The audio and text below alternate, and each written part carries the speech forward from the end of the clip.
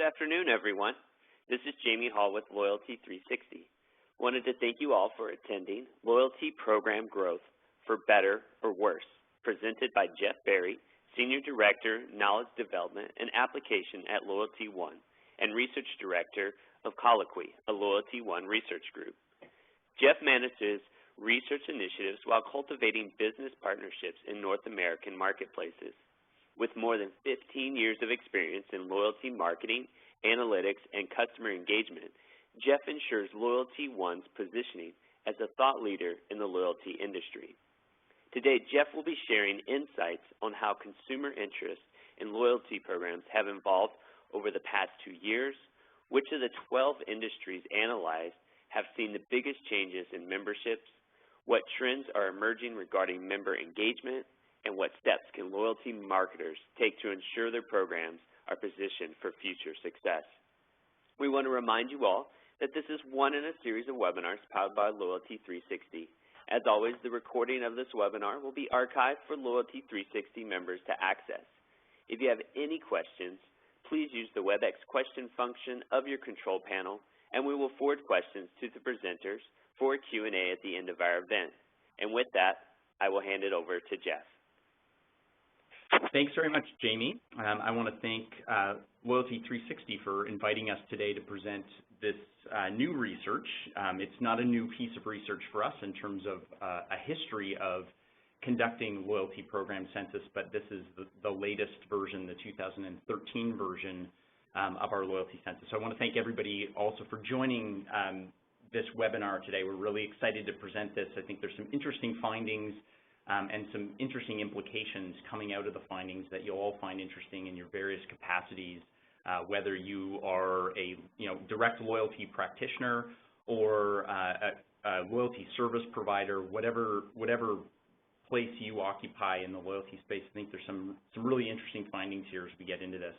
I wanted to start the day with something that I've been thinking a lot about lately, and that's a quote that some of you may recall, the famous quote from Charles Dewell from 1902. It's a little bit of a history lesson, who at the time was the U.S. Commissioner of Patents, and he famously stated that everything that can be invented has already been invented. This was in 1902, and this was the person directly responsible for approving patents in the U.S.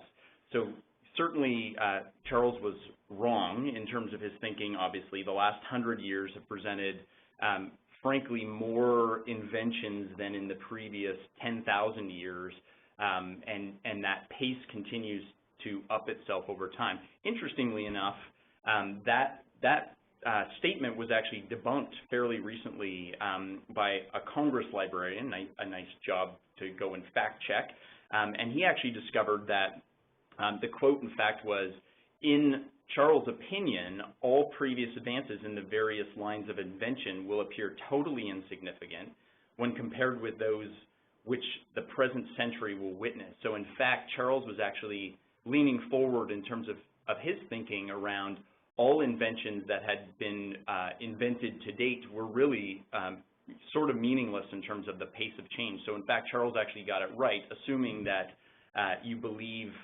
that finding. There's some debate from a historian perspective.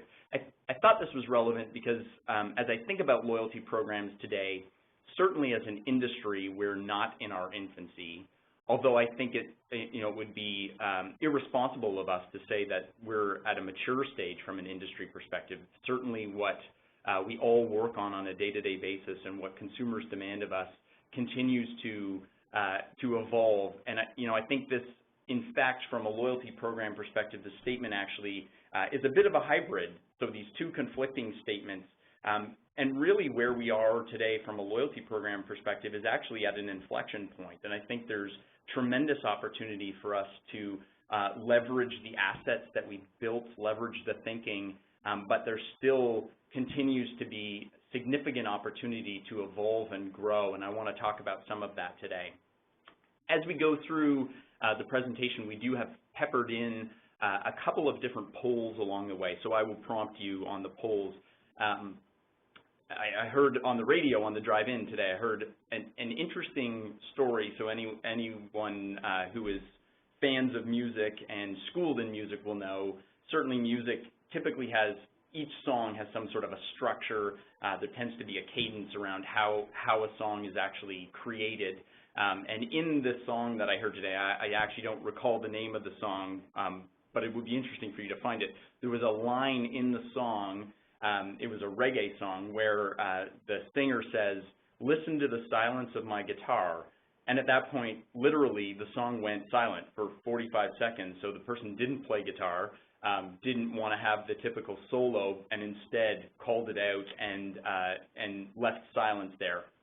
I mention that more from the context of when I get to the polling section, I will not be remaining silent. You'll quickly discover that I will continue to ramble on. So please complete the poll when we get to that section. But I will continue to talk through the polling, so don't feel like you're missing anything. Okay, so let's get into the content today. Really, there's three things that I want to cover off. So this is both meant to form the agenda for the day, but also to give you the highlights before we get into them. So from a census perspective, what we learned this year, and this continues to be the case, the total number of memberships and the number of memberships per household are actually on the rise. This has significant implications in terms of what that means from a consumer perspective in relation to the share of mind that you will attract from a consumer standpoint. Certainly has implications in terms of how do we make these programs meaningful and interesting as any and all of our competitors and frankly non-competitors, people that are outside of our space, continue to drive programs into the market that are actually acquiring customers. So the core message here is customers are signing up for programs. They continue to, there's a proliferation of programs and they continue to sign up. We'll get into some detail on what that actually means and what that looks like. Next, I want to shift gears and get into some thinking around, although customers are actually signing up for programs, are they in fact actually participating in programs? And traditionally, we've all looked at activation rates as a key measure of success for the program. It's great if I can get them to join, but if I'm not actually getting them to actively participate, that represents, both a concern, and I think what we'll share today is that there are some concerns and softness appearing in those numbers, but in fact it represents a really significant opportunity for us to take advantage of what loyalty programs were frankly originally intended to do, which is creating customer relationships, understanding those customer relationships, and being able to engage in customers in a way beyond your billing statement or beyond your retail location.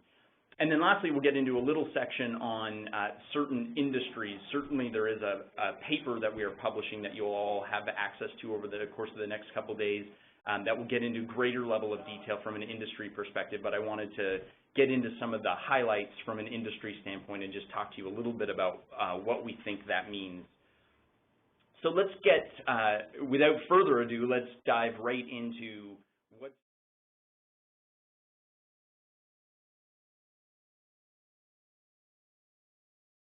So thank you all. I'll pass it back to Jamie for questions.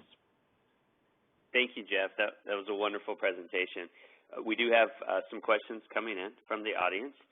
First one we have here is, since you've been conducting industry sizing studies since 2000, was there anything that really stood out to you or caught you by surprise? Yeah, absolutely. I mean, I think for us, it's probably the continued pace. I think when we started looking at, you think about in 2000, 1 billion program memberships. At that time, I think, there certainly were a proliferation of programs. It wasn't that there weren't programs actually operating in the marketplace. So I think what we find particularly surprising is that the growth of top-line membership numbers continues. I think as I peppered throughout the presentation, I think that creates both opportunity and challenge for us, but I think that probably is the core surprise finding, is that that growth continues, which I think is a wonderful opportunity, and I think we really, I don't think that will continue though if we continue to drive ubiquity around programs and don't think about how we're engaging customers. The demand from a consumer perspective to be an active part of their brand experience. We're seeing rises in consumer interest from a co-production perspective, so being able to customize elements of programs and think about really telling you as a program operator what's important and you reacting to that. I think we really need to react to those that market trend or those market trends. Otherwise, that program membership number may start to decline. Great, thank you, Jeff. Another question coming in here. Do you see the retail sector continuing to grow as it has over the past 4 years?